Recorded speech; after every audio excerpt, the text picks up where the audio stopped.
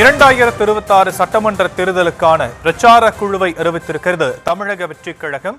கட்சியின் பொதுச் செயலர் ஆனந்த் தலைமையில் குழுவை அறிவித்திருக்கிறார் அக்கட்சியின் தலைவர் விஜய். அது குறித்த அண்மை செய்தியை நாம் பார்க்கிறோம். இதில் ஆதவ் அர்ஜுனா, செங்கோட்டையன் ஆகியோர் குழுவில் இடம்பெற்றிருப்பதாக அறிக்கை மூலமாக தமிழக வெற்றிக் கழகம் தெரிவித்திருக்கிறது.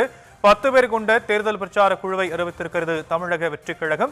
234 தொகுதிகளிலும் பிரச்சார கூட்டங்கள் நடத்துவதை இந்த குழு வழிநடத்தும் எனவும் தெரிவிக்கப்பட்டிருப்பதை அண்மை செய்திகளாக பார்க்கிறோம். விவரங்களை செய்தியாளர் ஜெரி வழங்க நாம் கேட்கலாம். ஜெரி, தேர்தல் பிரச்சார குழுவை அறிவித்திருக்கிறது தமிழக வெற்றிக் கழகம், மேலும் விவரங்கள். வணக்கம்.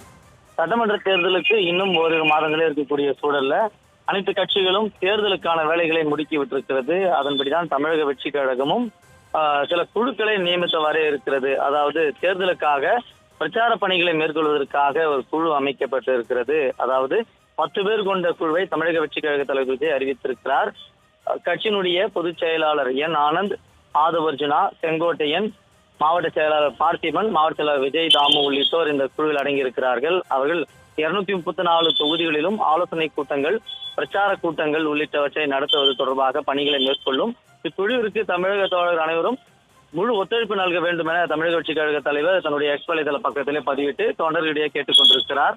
அதாவது ஆடியோ லான்ச் பொழுதே அவர் கூட்டணி தொடர்பாக சஸ்பென்ஸ் என்று கூறியிருக்கிறார். பொங்கலுக்கு பிறகு அந்த சஸ்பென்ஸ் வெளிவரும் என்று தொண்டர்கள் எல்லாம் காத்துக் கொண்டிருக்கக்கூடிய சூழல்ல தான் தற்பொழுது தாவேக தலைவர் விஜய் தேர்தல் பிரச்சார பணிகளை மேற்கொள்வதற்காக 10 பேர் கொண்ட குழுவை அமைத்திருக்கிறார். இந்த குழு பிரச்சார கூட்டங்கள் உள்ளிட்டவற்றை நடத்துவதற்கான பணிகளை மேற்கொள்ளும் எனவும் தெரிவிக்கப்பட்டிருக்கிறது.